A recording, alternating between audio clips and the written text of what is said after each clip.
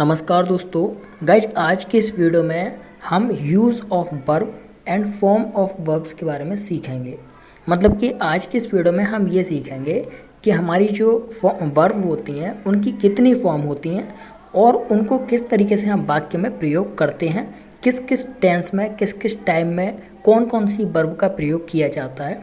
और जब भी कोई वाक्य लिखा होता है तो उसकी वर्ब क्रिया को देख करके हम कैसे समझ पाते हैं कि ये हमारा वाक्य जो है किस समय का वाक्य है, यानी कि पास्ट है, फ्यूचर है या फिर प्रेजेंट है। और किस तरीके से हम जो है अपने वाक्यों को बना करके इन वर्ब का यूज करके सही वाक्य को सही समय के अनुसार बना पाते हैं। तो वर्ब जो होती है उसका एक बहुत बड़ा रोल रहता है हमारे सेंटेंस, हमारे वाक्य के अंदर। और वर्ब की जो फॉर्म है वो 5 फॉर्म होती हैं। ठीक है, वर्ब की जो फॉर्म होती हैं 5 फॉर्म होती हैं और पांचों ही हमें जानना बहुत ज़्यादा इंपॉर्टेंट होता है। अगर हमें ये नहीं पता है तो हम ना ही तो किसी वाक्य को सही तरीके से पढ़ सकते हैं और ना ही किसी वाक्य को हम इंग्लिश में बना सकते हैं।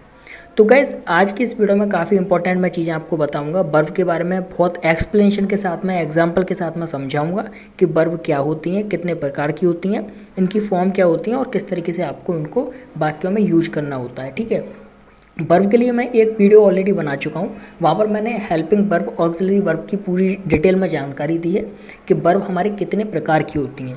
यहाँ पर हम वर्ब की फॉर्म के बारे में बात कर रहे हैं, वहाँ पर हमने वर्ब के प्रकार बताए हैं। ठीक है, तो दोनों ही वीडियो बहुत ज़्यादा इंपॉर्टेंट है। अगर आपने वो वीडियो नहीं देखा तो उस वीडियो को आप मेरे चैनल पर जाकर के इसी पर जरूर देख लें। ठीक है, तो गाइस मैं सबसे पहले आपको ये बता दूँ कि वर्ब जो हमारी होती हैं उनकी फॉर्म होती हैं 5। ठीक है, first form, second form, third form, fourth form और फिफ्थ फॉर्म। ठीक है, पहली फॉर्म जो होती है इसको हम प्रेजेंट फॉर्म में बोलते हैं। दूसरी जो हमारी फॉर्म होती है वर्ब की, इसको हम पास्ट फॉर्म बोलते हैं।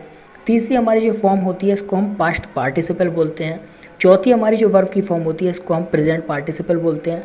और पांचवी जो हमारी फॉर्म होती है वो हम किसी भी वर्ब में जब एस या फिर ई एस यूज करते हैं तो हमारी फॉर्म बनती है वर्ब, है ना।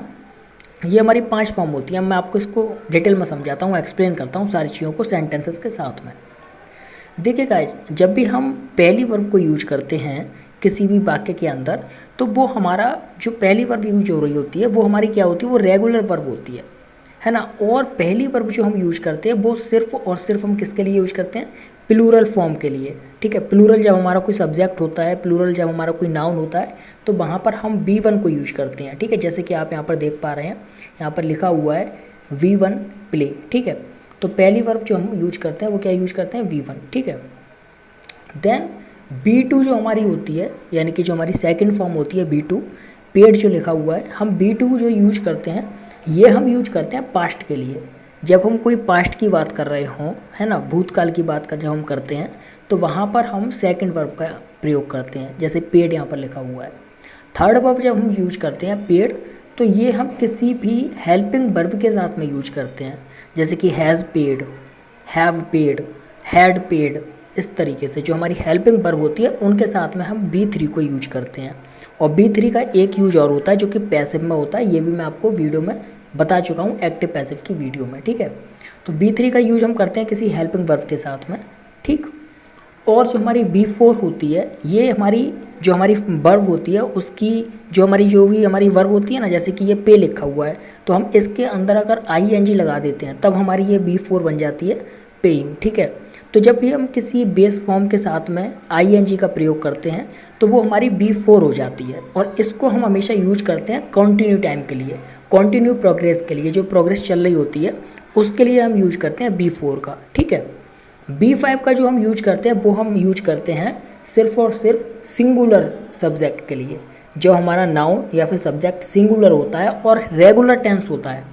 ठीक है, रेगुलर टेंस होता है, यानी कि हैबिचुअल, डेली बोलते हैं ना कि रोज़मर्रा वाली चीज़ें जो होती हैं, वहाँ पर हम अपने B5 का यूज करते हैं।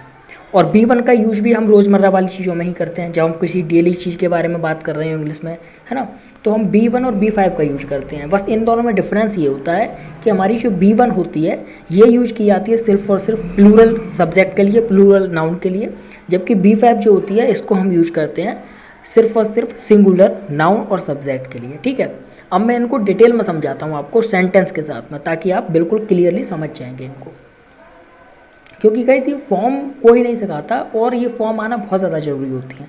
देखिए मैंने कंप्लीट सबके एग्जाम्पल रख रखे हैं, ठीक है, V1 V2 V3 V4 V5 सबके।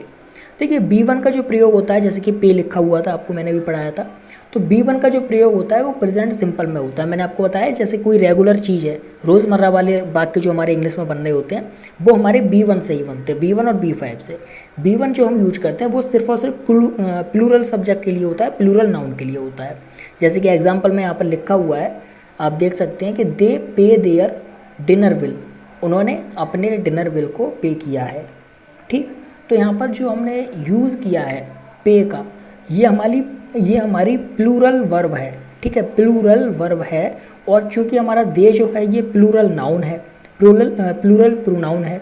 अब प्लूरल प्रोनाउन होने के बजाय हम इसके साथ में जो यूज कर रहे हैं वर्ब का, ये पे का यूज जो हमने किया है, ये हमने प्लूरल वर्ब का यूज किया है, ठीक है।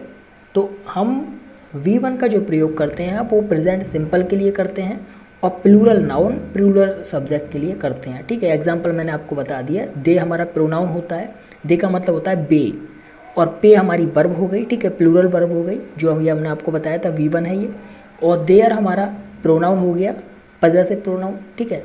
तो कह रहा है कि उनका, देयर मतलब उनका डिनर बिल, ठीक है, उन्होंने अपना डिनर बिल पे किया, ठीक है। ऐसे करके ये हमारा एग्जाम्पल हो गया। देन हम V2 पर आए, तो V2 में हमारा क्या होता है कि ये हमारी पेड़ जो लिखी हुई है ना, पेड़ मतलब कि जब हम किसी बेस फॉर्म के साथ में डी का यूज करते हैं, है ना, बेस फॉर्म के साथ में डी का यूज करते हैं या फिर ईडी का यूज करते हैं, तो ये हमारी पास्ट सिंपल कहलाती है। और पास्ट सिंपल को हम कब यूज करते हैं, भूतकाल में यूज करते हैं, जब हम किसी भूतकाल की बात कर रहे हो, है ना। जैसे कि यहाँ पर ये लिखा हुआ है कि ये पास्ट सिंपल के यूज की जाती है और सिंगुलर और प्लूरल दोनों ही के लिए यूज की जाती है V2, है ना। जैसे कि यहाँ पर एग्जांपल में आप देख सकते हैं, ही और दे पेड बिल, ठीक है, ही दे पेड बिल, यानी कि उन्होंने या फिर उसने बिल पे कर दिया था, ठीक है, ये इसका कहना ये हो गया। अब हम B3 पर आए, तो B3 पर हम यहाँ पर देख सकते हैं कि B3 जो यूज होती है वो हमारी किसी भी हेल्पिंग वर्ब के साथ में यूज की जाती है। जब भी हमारी कोई हेल्पिंग वर्ब होगी उसके साथ में हम क्या करेंगे, हेल्पिंग वर्ब प्लस B3 का यूज करते हैं।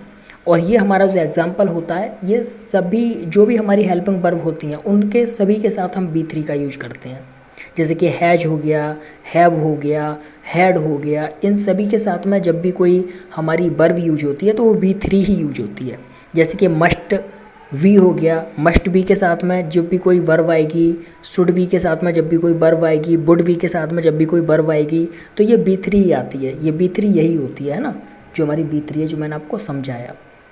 B3 का एग्जाम्पल क्या है, एग्जाम्पल ये है ही हैज़। अब ये हैज जो यूज किया गया है ना, ये हैज हमारा क्या है, ये हेल्पिंग वर्ब है। और पेड जो लिखा हुआ है ये हमारी मेन वर्ब है जो कि B3 है, ठीक है। तो ये क्या लिखा हुआ है, ही हैज़ पेड बिल, वह बिल पे कर चुका है, ठीक है। तो ये हमारा ये हो गया आंसर, ठीक है। देन हम आते हैं B4 के अंदर।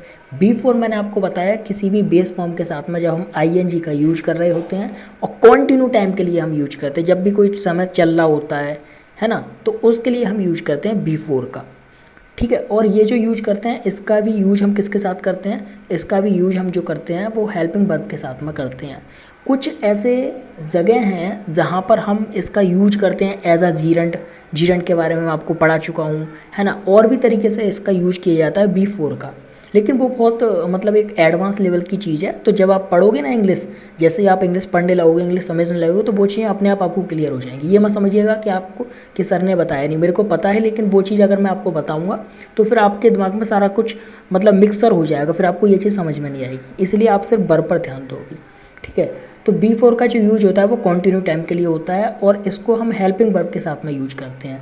एग्जाम्पल जैसे कि यहाँ पर लिखा हुआ है, ही वाज पेइंग बिल, वह बिल पे कर रहा था, ठीक है। वाज का मतलब मैंने ये सारी चीज़ें मैंने आपको पहले पढ़ाई दी हैं, ठीक है। तो ही वाज पेइंग बिल, वह बिल पे कर रहा था, तो ये आपने देख लिया यहाँ पर।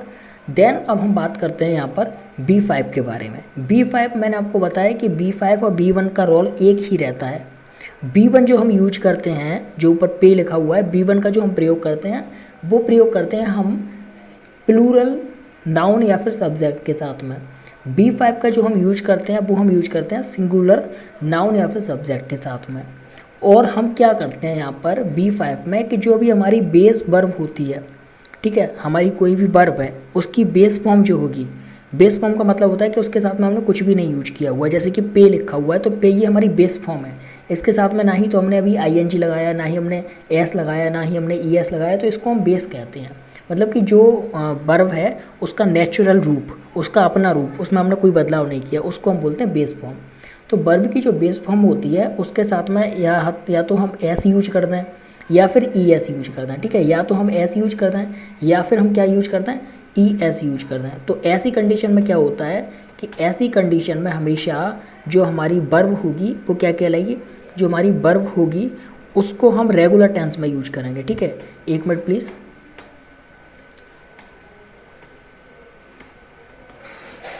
जो हमारी वर्ब होगी उसको हम रेगुलर टेंस में यूज करेंगे। ठीक है, तो ये एक काफ़ी इम्पोर्टेंट जो है, अगर आप लोग समझ रहे होंगे चीज़ों को सारी अच्छी तरीके से तो आप समझ पा रहे होंगे। ठीक है, तो ये हमारा जो प्रयोग है, जैसे कि मैंने आपको बताया कि B5 का यूज हम करते हैं फॉर रेगुलर सिंगुलर के लिए, और वर्ब के साथ में एस लगाते हैं या फिर ES लगाते हैं। रेगुलर समय के लिए यूज करते हैं, रेगुलर टेंस के लिए यूज करते हैं। एग्जाम्पल आप देख सकते हैं, एग्जाम्पल में लिखा हुआ है ही पेज बिल, मतलब कि कोई भी है उसका काम है बिल को पे करना, वो रेगुलर वे में डेली बिल पे करता है। ठीक है, तो इसका जो मतलब है वो यही है कि वह बिल पे करता है।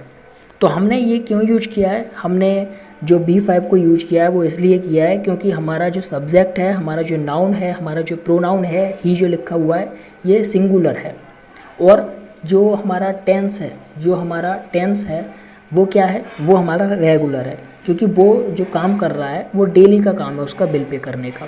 ठीक है, तो ये हमारी वर्ब जो है उनकी सभी की फॉर्म्स का यूज है, इस्तेमाल है। हालांकि जो वर्ब होती हैं उनके इस्तेमाल हमें परफेक्ट तरीके से जब ही आ पाते हैं जब हम रीडिंग कर रहे होते हैं डेली, है ना।